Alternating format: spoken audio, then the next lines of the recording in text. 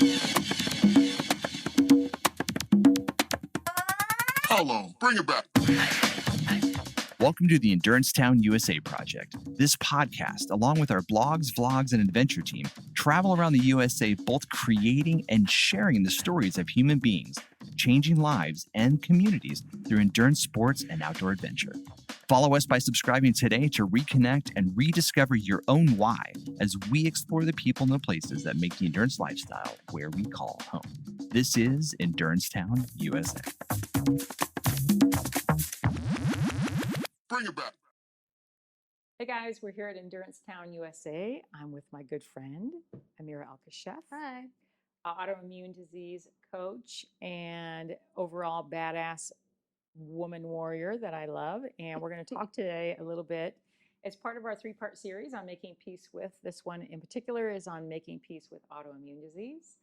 And we're going to kind of get right at it. Okay. How are you? I'm doing well. How are you? Yeah, good. Welcome. Good. Thank you. So first, let's kind of get started telling everybody a little bit about who you are. So if you don't mind taking us back a little bit and maybe give us some history in terms of where you were born, what your youth looked like. You're still young, but Oh, yeah. what was growing like up for you? Well, I was born in Montreal, Canada. Okay. I did move to the U.S. until I was 12. Mm. So, yeah, my parents immigrated from Egypt. So I'm first generation. Egypt's awesome. Yeah. So I grew up there, surrounded by lots of family and friends and my culture, and it was a great upbringing. That's also where right around, can't really remember the age, and I don't think my mom can pinpoint it either, but I started getting sick at a very young age, and it started with frequent fevers. So the doctor would have us monitor in a little notebook how often I was getting fevers. Do you know what age this might have been, roughly? I don't remember Preteen? really. Oh, yes, it was still Okay. when I was in Montreal. Okay. And we moved here when I was 12, so it was definitely preteen. Oh, okay. And so that was it. It was just fevers. I would spend like weeks in bed sometimes, unable to like go to school or be with my friends, but nobody could really figure out what it was. Okay. And then when we moved here, I'm also a soccer player. Well, former, back in my prime. Back in the day. I was a soccer player. Well, you're going to have another prime or two. Don't you worry about that. Yeah. And I had a lot of like joint pain, which we always attributed to soccer because I've been playing soccer since I was 5 years old. Okay. So I was getting fevers. I was, tired. I didn't have really good endurance. And my coaches always noticed my endurance wasn't the best when playing soccer. And I had joint pain. I had knee pain, ankle pain, but nobody could really figure out what was going on. So kind of fast forward, when I was 18, one of the doctors said, we think you should see a rheumatologist based on your symptoms that you've had since you were young, and you have a positive ANA that's speckled. So speckled ANA is a sign of lupus. Oh, okay. So they sent me to a rheumatologist, and she did more tests, and she examined me and like just kept an eye on me, and I would see her like once a month. And we finally came to the conclusion, based on the positive ANA and based on all of my symptoms, that I had lupus. So I was diagnosed when I was 18. Were you still in school and able to go to school and do sports? Or okay. Yeah, so I did sports. I was in school. I had a job since I was 15. Wow. Yeah, I was still doing it all. I had like not good days and good days, but on my not so great days, I still powered through if I could. If I couldn't, if it was a fever, I would just stay at home. Sometimes the fevers were really high and I'd have to go to the hospital. Oh, wow. But I was still, for the most part, trying to live a normal teenage lifestyle at that point. Wow. And were you raised by both your parents? Yeah. And do you have siblings? I have an older brother. Older brother, so he was in the house when this was all happening, and your parents were... He actually was not in the house. He's older, so when I was diagnosed at 18, he was in college, so he wasn't in the house. And how was your family handling? I mean, it's very difficult to have a sick child. They must have been worried. How was that going? Stressful? So I can only make assumptions about that because in my family we're so different now, which I'm super grateful for. But we never really talked about our feelings or were encouraged to talk about our feelings. Just like things happen and you deal with them. Okay. And I think it might be the culture or like an immigrant way of thinking. It's just like you're just dealing with life. Like there's nothing to talk about. It's a fact and you just deal with it. So we never talked about the diagnosis. The rheumatologist wanted to send me to an experimental clinic in San Diego for a trial. And I was like, hell no. Oh, you got to choose? Your parents didn't say, yeah, that's I was happening? 18. Oh, There was right. no, I chose for myself. I was like, there's no way I'm doing that. Okay. We went to UCLA. Like my mom is a fixer, so she would, I know, probably way more than I know, but she was probably doing her own research and all of that. So she got me an appointment at UCLA Medical Center. Great. But at that point, I'm 18.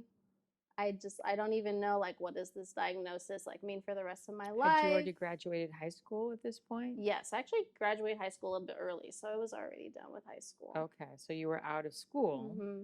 And what were you doing at this moment? Were you working or were you planning on going to school? I was working.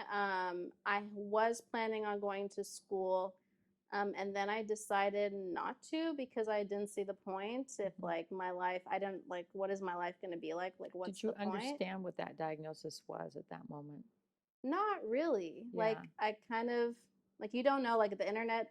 I mean, I'm not super Google. old, but it's not what it is now. Back in the day. You couldn't really Google it. I just had like pamphlets of like what the doctor gave me, and that was kind of it. So like what you're seeing in these pamphlets, it's like the worst case scenario of like the most severe lupus symptoms ever.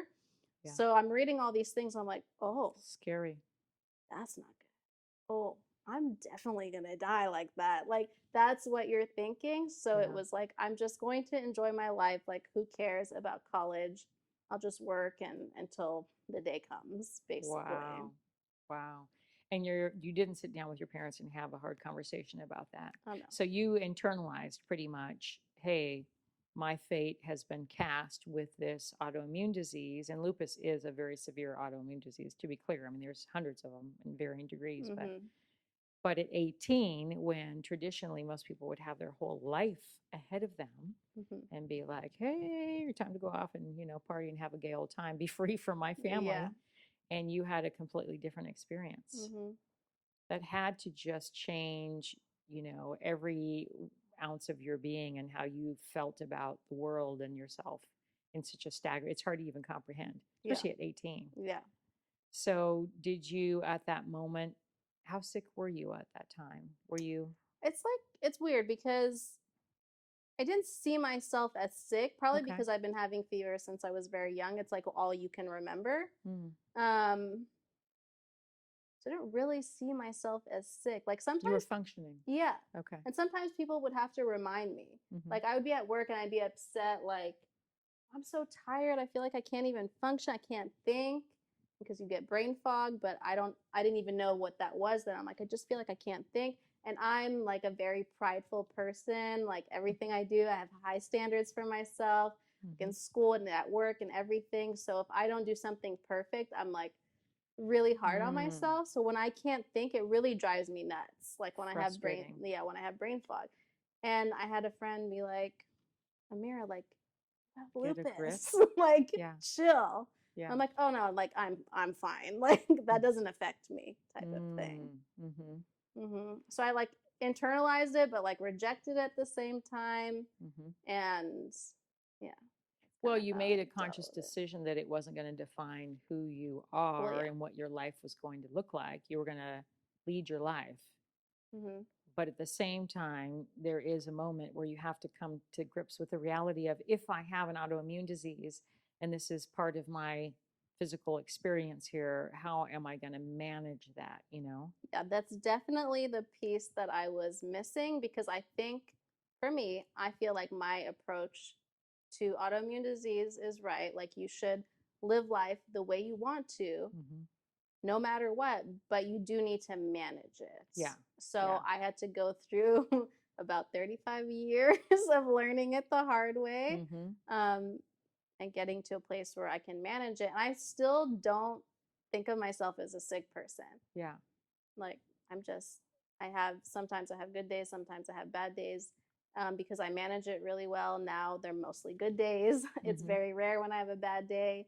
So, well, and I do think it's up to us. It's tricky with Western medicine. I mean, I know we've talked a lot about these kind of things before.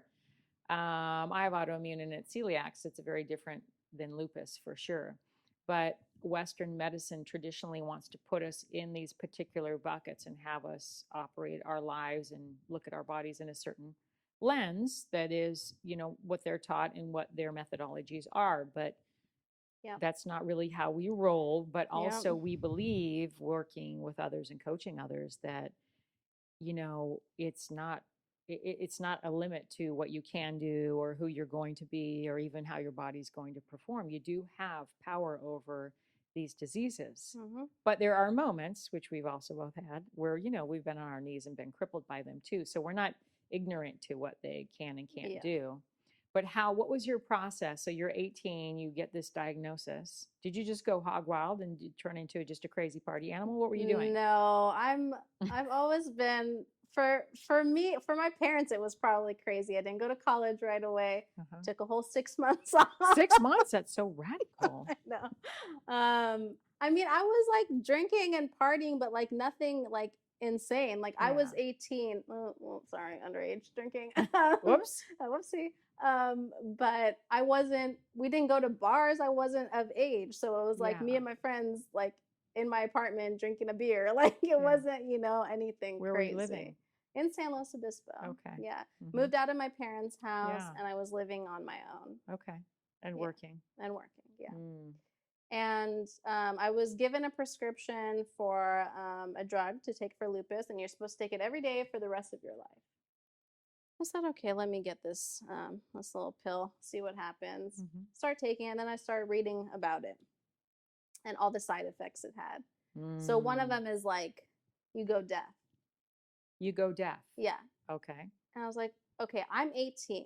I'm going to take this pill for the rest of my life. Who knows what's in this thing? What chemicals are in here? I don't know. I'm not a scientist. And there's a possibility I'll go deaf. You know what? Let me just deal with what lupus has to offer. Right. And I'll keep my hearing. Thank you very much. Yes. So I didn't take anything. And those drugs, to be clear, would have just taken your symptoms down a few notches. They were not going to cure you ever. And maybe. It's not even guaranteed. Right. But there is no cure. No. There's no cure. And with autoimmune disease, it's a mystery to this day. I mean, the whole field of autoimmune, and maybe you want to tell people, what is an autoimmune disease, since you're an autoimmune specialist coach now? Yeah. So an autoimmune disease is a disease where your body attacks itself because it can't recognize between foreign invaders and things that are already supposed to be in your body. So it recognizes anything good in your body. It could, at any moment, can recognize it as being a foreign invader and is trying to fight it off. But what it's actually doing is just fighting itself. So it can cause, basically the root of all autoimmune diseases is inflammation. So it depends on what autoimmune disease you have. So you have celiac, so it's inflammation of the bowels, of your gut, basically. Lupus affects every part of the body. It affects the brain. It affects your joints. It affects your gut. Your gut and your brain are very related. Aren't they, though? Yeah. We've learned that the hard way also. Oh, yeah. Did you decide to go to college for any particular reason? Like, what made you decide that higher education was a good call? I've always been very driven. Like I came out of the womb driven. So so always like very independent, strong-willed. So I think after 6 months of, I was working at the job I had since I was 15, and I was looking around me at like people 30 years older than me, still at the same job. And the job for me was an easy job and it wasn't challenging. It's not ever what I would picture myself doing. was like, I don't want to do this for one more day, let alone for the rest of my life. Like, this is Mhm. not a life either. Like, if Mhm. I'm going to have, so I, like, my mentality kind of switched from, my life's going to be short. Who cares? I'm not going to go to school. I'm not going to do anything productive with my life. I'm going to just have fun. And it switched to, if my life's going to be short, I'm going to make it count. Like, I'm Yeah. going to rock this shit. Like, I'm going to Exactly. do everything I want to do, but I'm going to do it as quickly as possible because who knows when the Yeah. time's up. Right. So I decided I'm going to go to school. I'm going to get my education. I'm going to get a badass job. I had like a dream of working at the UN. Oh, Um, nice. yeah, so I'm gonna go back into sports. Like, yeah, I was just like gung ho. It was like from one extreme to the other. From I'm not doing shit to I'm doing it all, and I'm doing it all well. Well, the interesting thing that happens with a lot of people when they get a crisis or a diagnosis, especially a health crisis, Mhm. is, as you know, there's all of these mental, emotional processes that has to happen, like denial, anger, Mhm. grief, right? There's a whole series of Yeah. emotional process that happens with that. You just went through yours like super fast. Yeah. Like I got diagnosed with celiac Yeah. and I rejected it for a year. You were like 6 months, I gotta do the thing, you know what I mean? Yeah. But everyone has to kind of get there in their own time, and it is Yeah. a process. I guess we definitely want to make sure people know that you will get through the process Yeah. if you're surrounded by the right people and Mhm. you can gain the right tools and support that you need, and the mindset Yeah. Mindset required. is crucial. Mhm. So you're in college. How Mhm. was your health throughout that time in college? Did you struggle or were you pretty good?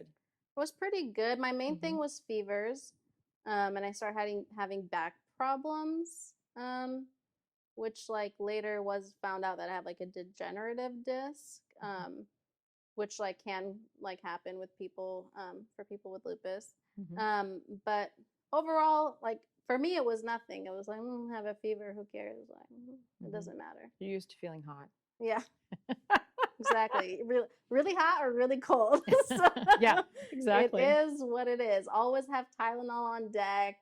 I Uh-huh. always like check my temperature. I have ice packs, heating packs. Like I was just like, whatever. Like it's not a big deal to me. I'm Yeah. a little sick. Who cares? Well, you armed yourself with the education about what it was, I assume, because that's how you operate also, and then gave yourself the tools to cope, Hmm. right? Hmm. And you graduated from Cal Poly, correct? No, I went to Cal State Channel Islands in Camarillo. Okay, okay. I And wanted to so get you moved away. there. I did. Yeah. Okay. And you studied I studied political science. political science. Hmm. Oh, yeah. Yeah. Like to So debate. you didn't immediately come back to San Luis Obispo after college? No, I did not. So I came back just for the summer after I graduated, and then I moved to San Francisco for an internship with Amnesty International. Amnesty International. Hmm. Awesome. Yeah, it was cool. And what were you doing there? I was their, oh my, it's so long ago. I was their like outreach and administrative intern. So I Okay. was doing a lot of office work, but also like planning events with them and like participating in our protests and stand-ins and rallies, and Mhm. traveling to colleges where like we had Amnesty International groups Oh, that's to cool. put on events, and Mhm. yeah, You found the nonprofit space very quickly. Was that intentional? very intentional. Yeah. What's that So, about? well, being in college really opened my eyes to the way people think about others. Mhm. And this probably won't surprise you because you know me. Mhm. But I stand up for myself. I stand up for others. I don't like injustices. They make me very, very angry, Mhm. enraged, actually. Mhm. I think everybody should be treated equally Mhm. and justly, and I don't understand the mentality of those who do not, those who see others as less than. Mhm. And it just, there's just fire in my heart, Yeah. and like I have to do something about it. Yeah. So in college there was like a lot of, so this area, as you know, but also where I went to college, is predominantly white. Mhm. There's not very many minorities, so in a lot of my classes I was the only brown person, definitely the only Muslim person. Mhm. So a lot of, historical context, comes into play when you're talking about Middle Eastern people. 9/11 had already happened, so Mhm. there's that. I was, in a gender study class. So of course Islam comes up and about women, how they're treated in Islam, which, you know, everybody's pretty much uninformed about that, turns out. So I felt like I was always fighting with other people. Like I didn't have like the tools to be calm and have like a civilized debate. So they were civilized, but I'm Conflict. yeah, it was, yeah, I was very headstrong. I still am. I was very headstrong. So I was always debating with people and just like, I just don't understand how you people think like this. Mhm. And what about these people, and who's going to help people who don't have a voice for themselves? A lot of people don't have that voice. That's for sure. So I said, well, I want to be part of that voice. Mhm. Hopefully I can do something. I can kind of make a difference. If nothing, at least I'm trying. Mhm. So that's how that came about. And you've continued to do that. Have always worked in nonprofits. Yes, exactly. Mhm. So you were in San Francisco, you had this job. How was your health at that moment? At that moment, it was okay. Was it? It was just get tired. I wasn't active at that point. Mhm. So I was just working, still getting the fevers, but like nothing like severe was happening at that point. Mhm. When did you decide to leave that city, and what was the reasoning to come back to San Luis Obispo? Yeah, so I left that city when I was 28 years old. So I was Okay. there for 6 years. That's a good investment. Yeah. And And city life. yeah, city life. It's not for everyone, but it was good for while it lasted. I left because I thought I was going to die. My health had gotten so out of hand, so unmanageable, so bad that I thought if this thing doesn't kill me, I might kill myself because I can't take this anymore. I went through 2 years of a flare up. A flare up that lasted 2 years? Yeah. Whoa. And I was still working the whole time, full-time job. Nuts. And you were living on your own. Living on my own. Mhm. Going to see doctors all the time, different doctors. And the doctor's like, oh, you don't have lupus actually. So now we have to figure out what's really wrong with you. I'm like, okay. Like, that's a theory. Let's go with that. Yeah. You know, all these Scary. different types of doctors trying to figure out what's wrong with me. Basically, it started with a sharp stomach pain. And then from that moment forward, I couldn't eat anything, like nothing, without debilitating pain and having to be in the hospital. So I dropped like 30 pounds in like 3 Whoa. weeks or something like that. I wasn't sleeping at all. Like, because it turns out when you don't have any vitamins in your body, it really does a number on the rest of you. So I wasn't sleeping at night, but I was still going to work, going to doctor's appointments. This for 2 years. I was Wow. exhausted, Mhm. working, taking 2 buses to get to a hospital, having everybody poking and prodding at you, and like 0 solutions. And no support system. And no support system. Yeah, just me. Mhm. I'm all I need. Is that right now? Mhm. So you decided that coming home was in order to get support from family and friends, or was it really that you thought my life is going to be over soon and I need to be closer to I home? thought my life's, it was really 2 things. Like, I couldn't take living in the city anymore. The stimulus. It was and too much. Yeah. I wasn't sleeping.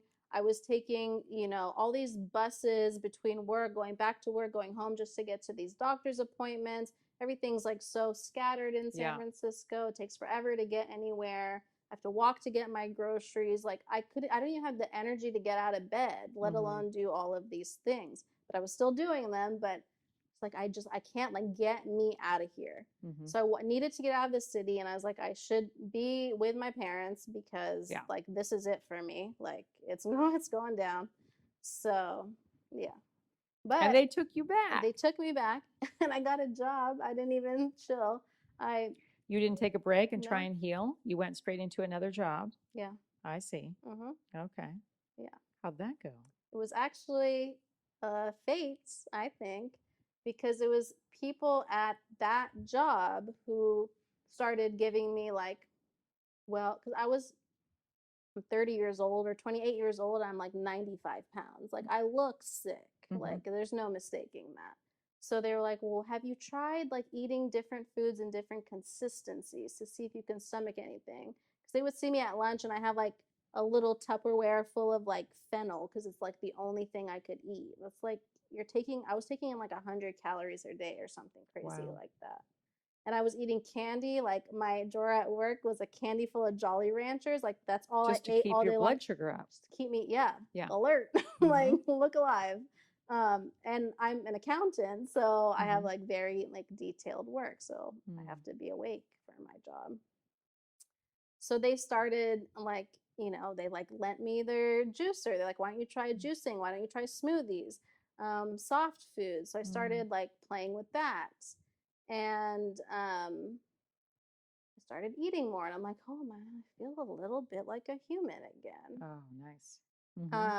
But then it was like, back and forth, and it's like it's hard to get yourself to start to like try different things and eating, and then you're like regressing back, and what is the deal? So I would do well for a bit, and I would like put on some weight, eat food, and I would feel like crap again. So kind of went on there, but they introduced me to like some doctors in the area. There's a doctor in San Luis who specializes in vitamin D. Okay. I think it's called the Vitamin D Council. And the owners of the place I worked at, they were like, well, we're going to connect you with him. So he like calls me on the phone. He's like, oh, I wrote a whole paper about like vitamin D deficiency and lupus. Yes. He's like, this is what you need to do. And I'm like, oh, okay. Like, never thought Well, like, what kind of medicine is this? like All of a sudden, why would I need vitamin D? Like I'm in the sun. Like who cares? So, and at that point, I was living with my parents, and they were moving just here to Pismo. So I kind of just like stopped all of that, and I'm like, I'm eating. Like I'll be fine. Like I'll get over it. And we were moving and renovating a house, and I started feeling really bad again. Probably because I needed to use energy to do things. Like I don't have any energy. I just can't do this anymore. Anyways, so we finally found a nutritionist that like somebody had recommended to my mom. So I went to a nutritionist, and she ran all like tests that I've been Never heard of, and I'd been to like every doctor in San Francisco. She ran all of these tests, and when I came back to get my results from it, she was like, okay, well, when you need a break today, you let me know. And I was like, oh, this is not good. Why would I need a break from my test results? Right. So she starts going down the list of everything that she's found. Whoa. And I'm like, Yeah, because of all the deficiencies, correct? everything like I'm anemic, but I have high cholesterol. Like, does that even make sense to anybody? I had 0 vitamin B and 0 vitamin D in my body. Wow. Deficient in vitamin C, deficient in magnesium, deficient in like everything, deficient in everything. I had bad bacteria and no good bacteria in my gut, which we all know is a recipe for disaster if you even have that thing, because your gut is your first line of defense to any foreign invaders. Yeah. I basically had like no stomach lining, like just like insane things that she was telling. Like when I felt like I floated out of my body when she was telling me all Hope these you were tape things. recording this because it's so much information. I know, I didn't know what I was report. getting into. Yeah. And then she goes right into, well, these are all the medicines that you need. They're all like natural supplements to like replenish your body with like the good bacteria. And you do this in the morning, you do this in the afternoon, you do this at night, you do this, and then you come back, we test you again, we readjust. And I'm like, no. Overload. No. I'm not doing any of that. Why? I'm done. Like I'm done.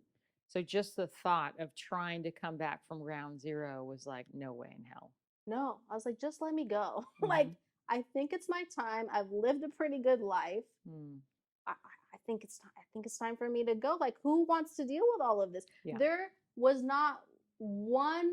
Oh, sorry. The only thing in my body that was functioning correctly, which thank God, because a lot of people with lupus have this, was my kidney. The only Mhm. thing functioning was my kidney. Everything else was fucked up. Kidney was keeping you alive. Hmm. I don't So, think people understand how critical nutrition mm-hmm, is as an actual medicine. It's really what fuels the body. We know that. But I mean, most people are it's in denial medicine. over that, right? Yeah. Yeah. Hmm. So I left that doctor's appointment or nutritionist, but I was like, it's not for me. I don't Mhm. think I can do that. Hmm. I sat on the deck at my parents' house, about 85 degrees. I was wearing a sweater and I was shivering. Oh, wow. I was like, you know what? I'm so done. Like, I don't have the energy Yeah. to fight anymore. I don't want to fight anymore. Mm-hmm. Like, how could I be at this point? Like, nobody caught anything. I've Yeah. been going to the Pissed doctor off. my whole life. Mm-hmm. Nobody could tell me any of this stuff. Like, are Exactly. you kidding me? Yeah. Are you kidding me? It's like, you know what? It's time for me to go. When I leave my house today, I really hope a bus hits me. Like, I pray, please, God, take me. Like, Mm-hmm. get me out of this misery. Like, I can't live like this. Mm-hmm. And like, as soon as I had that thought, I was like, what? Hold up, rewind. Mm-hmm. What are you saying? Well, it's easy, not easy. It makes sense that you would be at that point because you do reach a breaking point. I mean, we are humans after all. And to go through a lifetime of suffering and pain and misery to have all of these people that were trying to help and have no real answers, and then to have that revelation of, the nutrition is a key element for me to manage my disease, and of course Something lifestyle and you stress, think and we'll so get into easy. that. But yeah, I'd be pissed too. I was pissed. Like, I went undiagnosed with celiac for a long time and I did a lot of tests, and by the time I found out, I was pretty pissed off. Oh, yeah. That doesn't go well, Yeah. because you do believe in the systems and in traditional ways of looking at the human body. Mm-hmm. But we know, and a lot of people know now, of course, thank goodness, holistic health and alternative medicine is a thing now. It's super popular. Yeah. Yay, in our lifetime. Woo, I know. right? Finally. So there you are. You hear one voice in your head that says, I'm done. Enough of this. Game over. But then another part of you said, the stubborn at birth, that one that was driving the car and, Mm-hmm. doing the thing, said, oh no, Yeah, I was like, I got this. Yeah, I was like, this is not acceptable that I'm having this thought. Like, I've always been like a goofy, joyful, like happy person, and my health had deteriorated so much so, like it took my spirit, and that's what pissed me off more than anything. Robbed you. Like, yeah, like I'm this like angry, mad, I snap at anything person, and that's not who I want to be. That's not who I am. Yeah. So right now, I'm making the decision. I'm going to do whatever it takes to get my life back, to be able to do the things that I love. No, like that's it. I'm going to fight until the end. And if I don't get there, like that's fine. If I never get better, that's fine. But at least I tried and I did my best, because that's what I do with everything in my life. I do my best. You're going to go down swinging. I'm going to go down swinging, and I'm going to go down smiling, which was most important to me. Yes, exactly. So I went back to the nutritionist. I'm like, give me all the shit. Like, let's do this. Let's get this started. And to be clear, that also is not an easy situation, because the years of damage that have been done to bodies who are fighting autoimmune disease when they go undiagnosed or untreated, it is no small feat. You are literally rebuilding your body from the ground up, and it takes a long time. And some things work and some things don't. Well, exactly. And not all lupus is the same. Exactly. So you're basically a human guinea pig. Yes. You're just trying to find what works for me, what makes me feel my best. Some days this works, some other days this doesn't work. Do I keep at it or do I stop it? Like, is it making me worse, or I'm just having not a good day with this thing? Or is it something else? So it's like finding the right combination of everything. Yeah. And at what point did you decide that reintroducing exercise was a good idea? And that's how we met, of course. So I'm glad you did. Yes. But what was that? Well, so I told you I've been playing soccer since I was a little girl.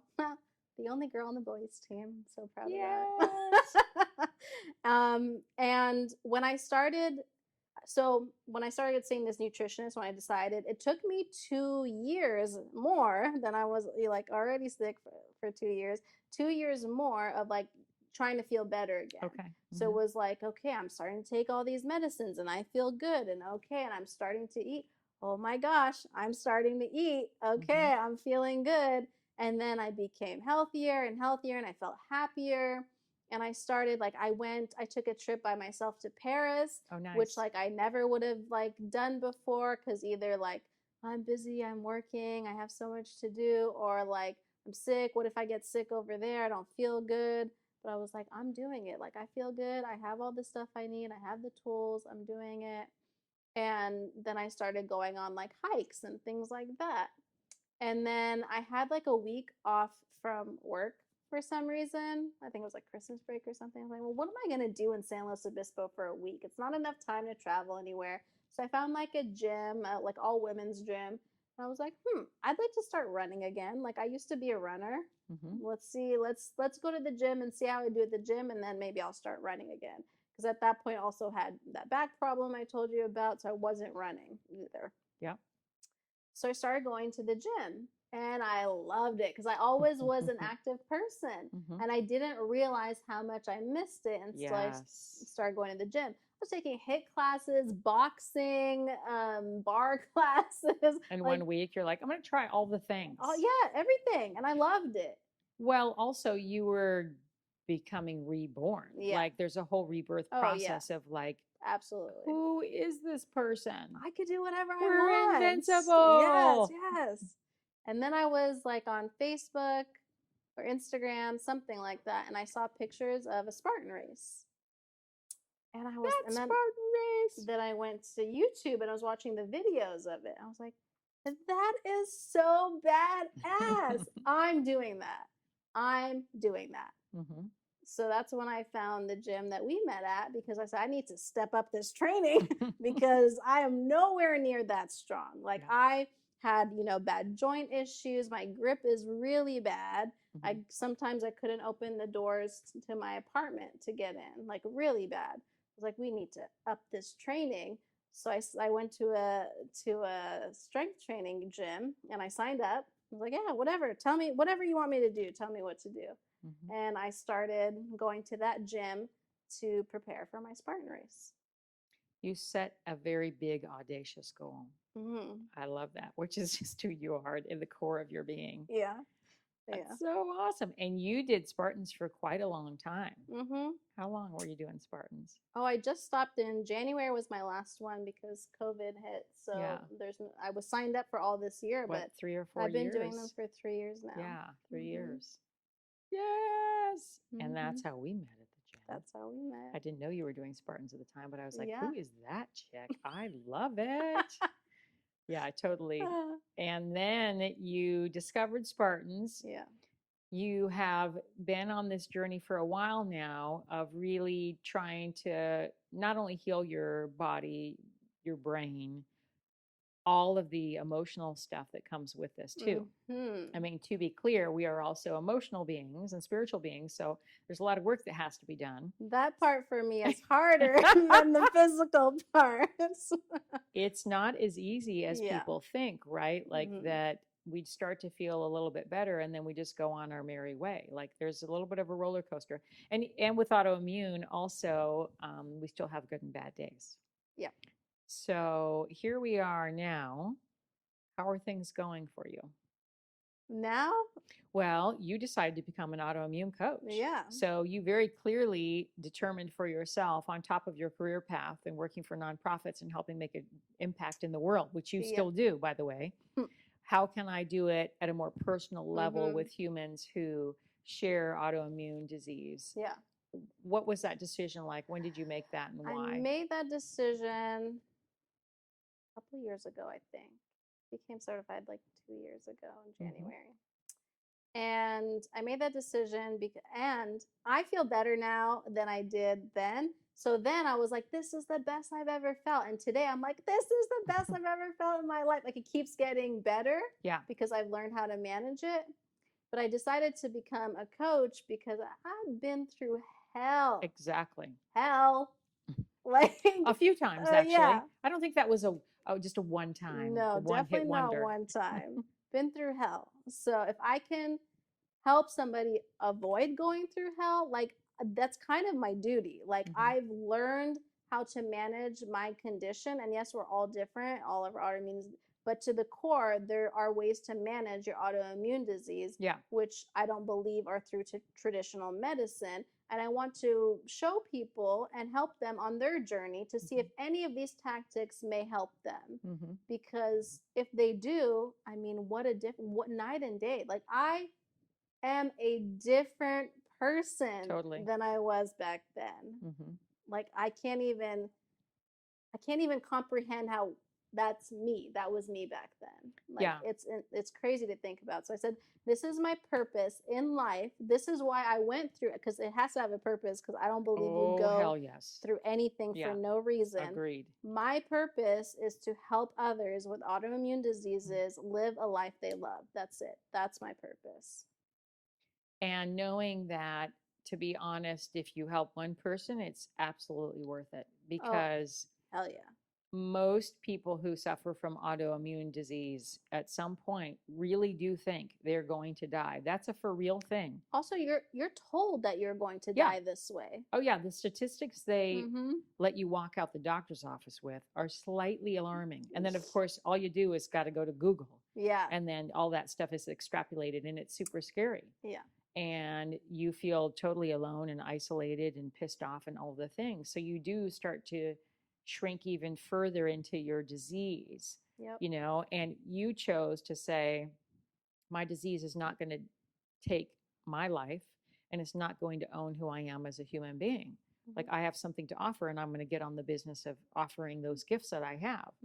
But then also that journey, it is a bit of a roller coaster. Yeah. You know, and like we were touching on earlier, super fascinated to know your thoughts on the psychological aspect, because we both do endurance sports and, you know, have done Spartans and other things that make us, force us to explore the mindset that we own and the mental space that we navigate. So I want to know, how has sport or being a physically fit, healthy person in the world, how has that armed you with the power to manage your disease? How are you using those tools? Yeah, I think with sports, with everything really, but mindset is key, right? So if you go into something like, let's say you go into, you're running a 100-miler race, let's say, and you're at the starting line and you're like, oh, I'm not going to finish this race. This isn't happening.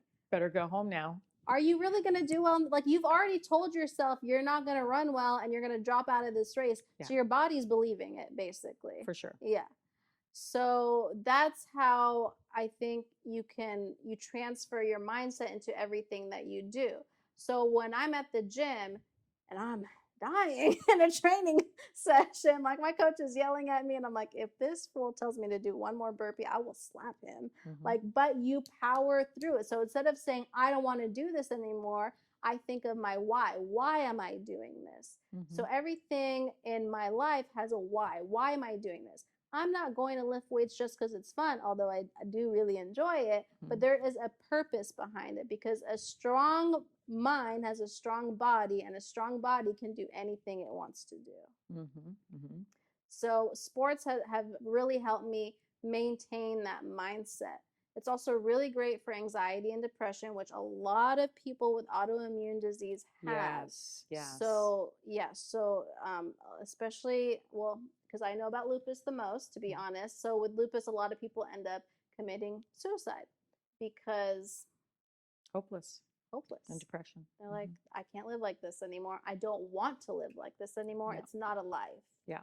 So they take their own life. So sports for me also helps with anxiety. If I wake up one morning, I'm very anxious so I've had anxiety and depression since I was in high school, because I'm always suppress any emotion that I've ever had, good or bad, has always been suppressed, so if you internalize that, it has to come out somehow. Totally. And mine was always in anxiety. And if my anxiety becomes too much, I become a little bit depressed. Mm-hmm.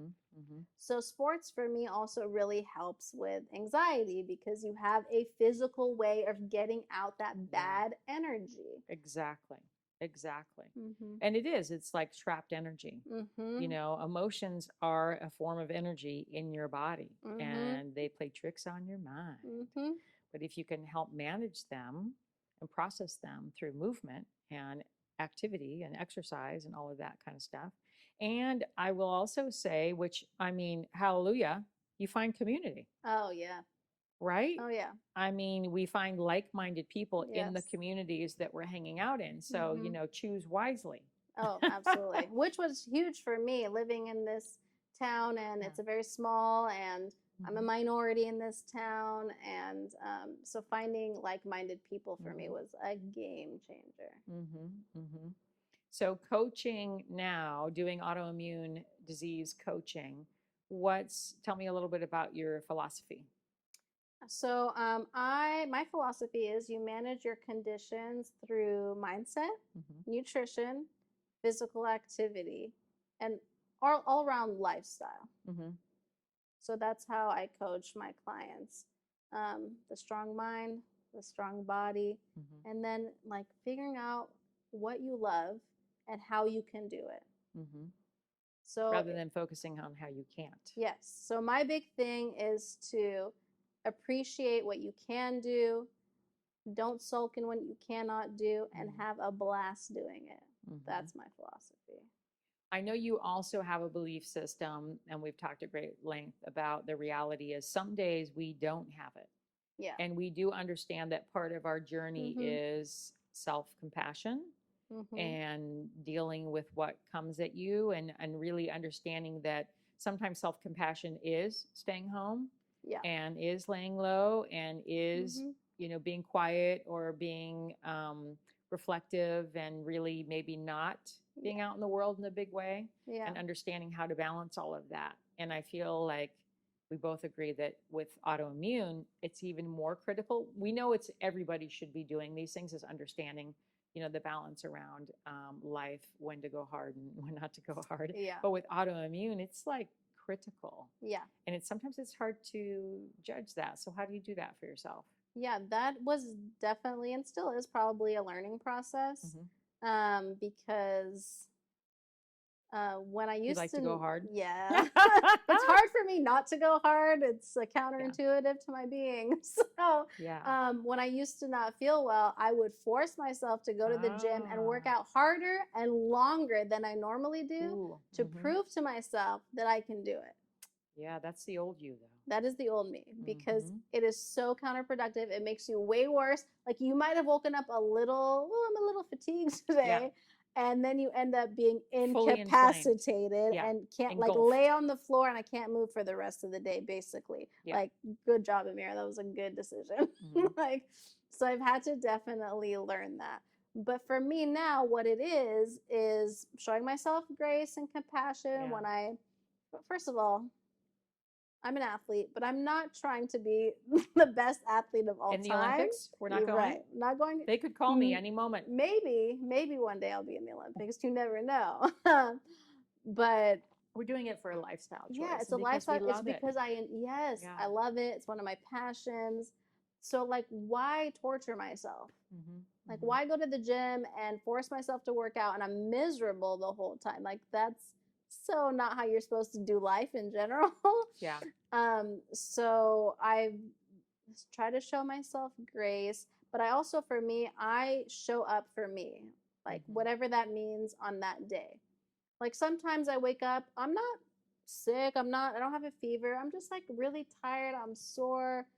I'm brain foggy, but Mhm. I want to go to the gym. Mhm. So I go to the gym and I sit on the floor for 15 minutes and I'm like, "Ooh, I do not have it in me." Mhm. And I go home. Mhm. But for me, I'm good with that. I went, I tried, I wanted to. I got there and realized not the best look today.